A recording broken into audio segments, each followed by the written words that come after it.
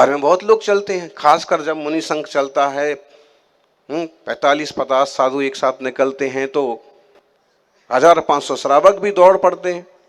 और फिर उसको देखने के लिए जो खिड़कियां कभी नहीं खुलती हैं वो खिड़कियां भी खुल पड़ती हैं।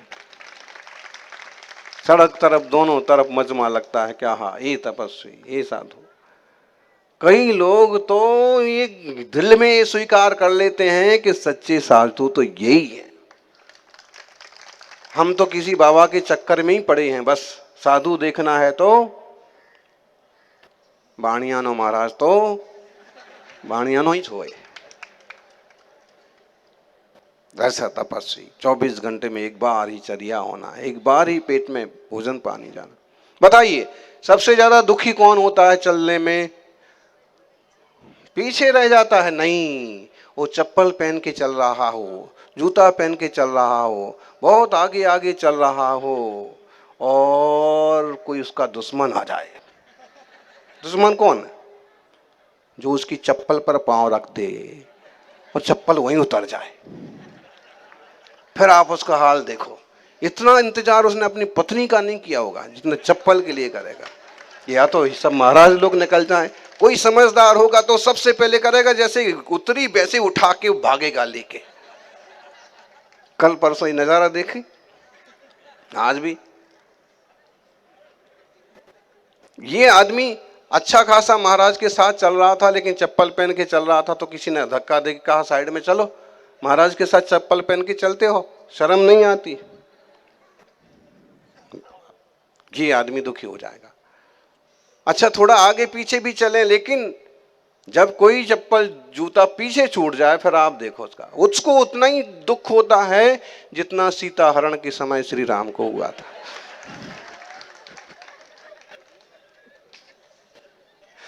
बिल्कुल, आप देखो कैसे इधर उधर और कैसे भी घुस करके, और अगर वो एक्सीडेंट और हो जाए, इस चप्पल का टूट और जाए, क्या करा जाए? लेकिन इतना भी लालच नहीं छोड़ता। अच्छा सबसे सुखी आदमी कौन? ये सबसे सुखी वो जो चप्पल ही छोड़ के आए, और दूसरी बात कभी कमंडल पकड़ने का मौका मिल जाए तो और बढ़िया। क्यों? फिर उसको कोई आसानी से पीछे भी नहीं धकेलेगा, फिर उसको मंदिर में घुसने से भी नहीं रोकेगा, फिर उसको महाराज के पास चलने से भी नहीं रोकेगा। तो ढेर सारी सुविधाएं मिल जाती हैं, एकदम लग्जरी लाइफ हो जाती है।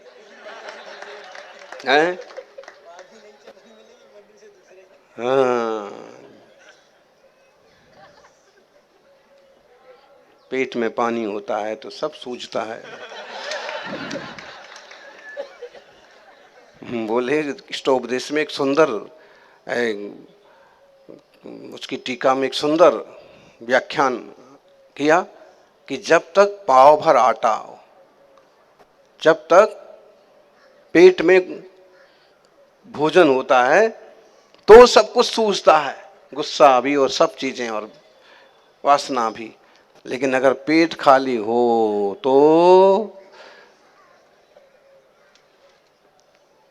तो महाराज सलाह दे रहे थे कि बोले अगर वो चप्पल नहीं पहन के जाएगा तो अगले मंदिर में उसको चप्पल उठाने का मौका भी मिल सकता है। नहीं वाली ये, लेकिन ऐसा कोई समझदार आदमी थोड़ी करेगा। समझने की बात यह है कि जूते चप्पल में जितना हमारा स्नेह लग जाता है, अपनापन लग जाता है, उतना देव शास्त्र गुरु में लग जाए, संख्या दुगुनी कर्मों की निजरा हो जाए। आत्मार्थियों, मेघाणी नगर में है तो आज मेघ कुमार कहानी सुनाएंगे आपको। मेघ कुमार मुनिराज का अद्भुत चरित्र है। अब मेघाणी कैसे पड़ा होगा, लेकिन फिर भी जीवन में कितने उतार चढ़ाव आते हैं। राजा शरणक के बेटे, माता धारणी के पुत्र, सम्राट के बेटे हैं, राजकुमार हैं, और कई राजकुमार ऐसे बिगड़ैल निकलते हैं जैसे आजकल के राजनेताओं के, विधायक के लोगों के बच्चे निकल जाते हैं कोई कोई। आपके गुजरात का एकदम ताजा उदाहरण है बचूभाई खाबड़, और उनके खाबड़ों ने क्या किया, उनके छोकरों ने इतना बड़ा घोटाला 334 करोड़ का, बरोबर छे ने महती? आप लोगों को नहीं पता है, बीतरागी लोग हैं आप लोग। मतलब है कि मंत्री बन गए, पिता विधायक बन गए, कि ऐसे ऐसे कबाड़े कर मारते हैं उनके परिवार के लोग। कई बार उनका खुद का ही हाथ होता है, लेकिन ऐसा नहीं करना चाहिए। जनता के साथ अन्याय नहीं होना चाहिए। किसी ने विश्वास किया है, किसी ने आपको आगे पहुंचाया है, इसका मतलब ये थोड़ी है जिम्मेदारियां निभाइए। कुछ कुछ ऐसे ही मेघ कुमार के साथ हुआ। उसको बड़ा मजा आता छेड़खानी करने में। अब पिता महाराज राजा के पास शिकायतें भी कभी पहुंचती, कभी समझाते, लेकिन एक संयोग ऐसा बना कि महावीर भगवान का समवक्षण वहां आया राजा गृह के विपुलाचल पर्वत पर। और योग संयोग की बात कि एक दिन उनका भी मन हुआ कि पिता महाराज श्रेणिक जा रहे हैं तो हम भी आज जाएंगे। ऐसा क्या है कि माँ और पिता रोज रोज महावीर स्वामी की बातें करते हैं और उनके दर्शन को जाते हैं? जैसे मुनि संघ है, आप देखिएगा, इसमें कई लोग तो ऐसे नए नवेले आ जाते हैं जो बरसों से कभी मंदिर ही नहीं गए हों, बरसों से कभी मुनि राज के दर्शन ही ना किए हों, लेकिन अब जब ऐसे देखते हैं कि समोषण जा रहा है तो बहती गंगा में वो भी हाथ धो लेते हैं, कोई नहा धो लेते हैं। गए तीर्थंकर जिनेन्द्र की मंगलमय दिव्य ध्वनि सुनी, अद्भुत तत्व दर्शन। अहो ज्ञानी, तुम्हारे कर्म का फल तुम्हें मिलेगा, जैसा करोगे वैसा भरना पड़ेगा। इस जीव ने 4 गति 84 लाख योनि में अपार संकट सहे हैं।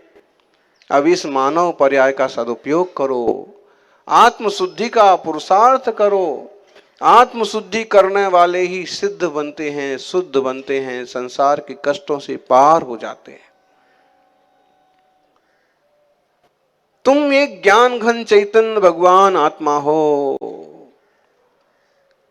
किसी तरह का कोई पदार्थ तुम्हारा सगा नहीं है। अपने को जानो, अपरणम विद्धि। साहस दो अप्पा नाहन दंसण लक्षणों, शेषा में बाहिरा भावा सब्बे संजोग लक्षणा। ये सब संयोग हैं। कहां क्रोध मान माया लोभ कसायों में डटे पड़े हो, कोप को छोड़ो। कहां वासनाओं में उलझे पड़े हो, वासनाओं को छोड़ो।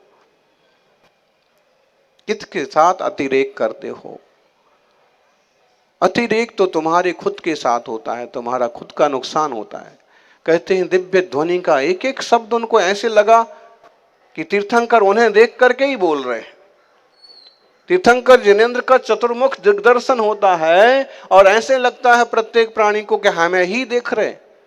और कई लोगों को ये प्रवचन सुन के भी ऐसा लगता है कि महाराज जी ने आज तो सारी बातें मेरे लिए कही, मैं ही हूं ऐसा, मुझे ही समझाया है। होता है जब महापुरुष निखरते हैं तो उनकी वचन संपदा ऐसी होती है कि जीवों के प्रश्नों के समाधान कारक बन जाती है, मार्गदर्शक बन जाती है। तो बहुत भाव जागा और उन्होंने कहा, पिताश्री मुझे दीक्षा देने की आज्ञा दो। उन्होंने कहा, पुत्र आश्चर्य हुआ, एकदम आश्चर्य हुआ। इसकी रोज शिकायतें आती थी कि आज अमुक मोहल्ले में परेशान किया, तमुक की छोरी को परेशान किया, ये दीक्षा की बात कर रहा है। उन्होंने कहा कि इतनी भी जल्दी क्या है? नहीं, मुझे आज्ञा दो। ऐसा करते हैं, घर चलते हैं, तुम्हारी माँ, उनसे भी आज्ञा लेना जरूरी है। उनसे आज्ञा लो, वो आज्ञा देंगी तो हम भी आज्ञा। और माँ को कहा, माँ तो माँ होती है, माँ ने तो कितने सपने संजोए होते हैं। ऐसे नहीं समझना कि इन मुनि महाराज जी को माता जी ने कहा कि जाओ बेटा जल्दी महाराज बन जाओ। बड़ी समस्या होती है और बड़ी समस्या से निकलते हैं तो जाके फिर बड़ी तपस्या होती। बड़ी मुश्किल से निकल पाते हैं, जो निकले हुए भाग्यशाली हैं। और उनके आचरण छुओ, उनके चरण छुओ। घर पहुंचे, खबर पहले ही पहुंच चुकी थी। माँ के पास जैसे ही पहुंचे तो माँ ने तो प्रश्नों की झड़ी लगा दी।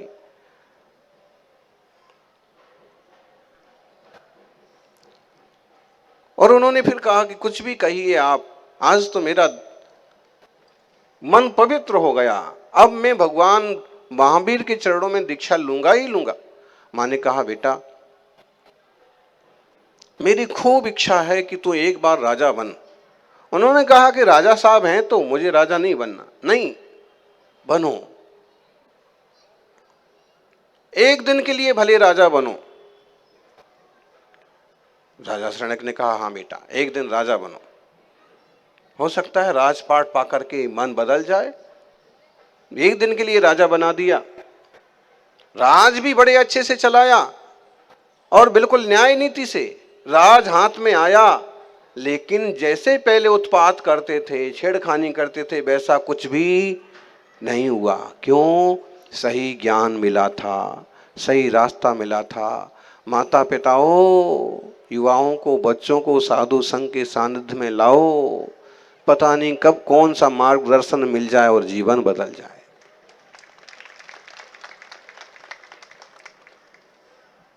बहुओं बेटियों को माता जी के सानिध्य में लेके जाओ।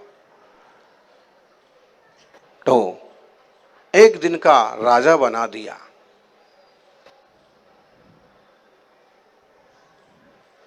कौशिक भाई, एक दिन का राजा बनने के बाद भी उनने कोई मस्ती नहीं की।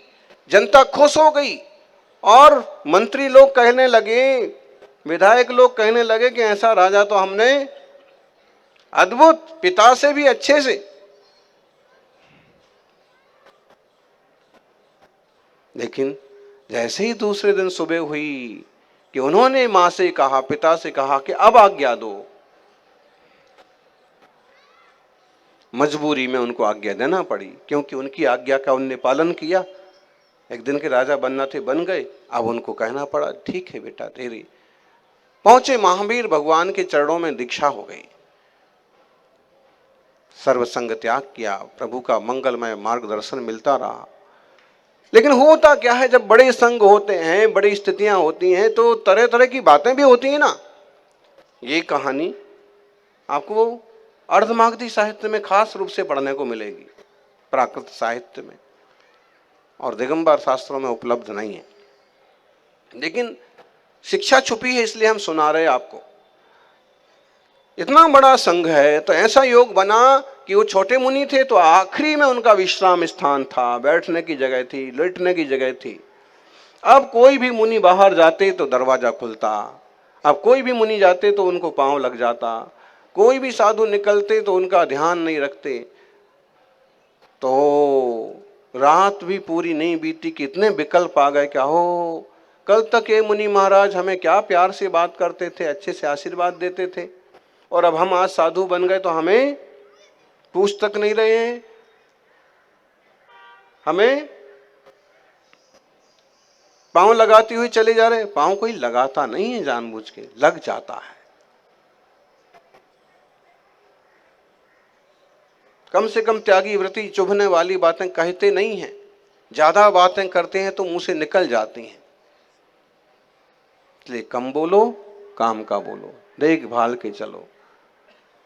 इतने आकुल व्याकुल हो गए कि मेरे त्याग करने के कारण से मुझे ऐसा हुआ।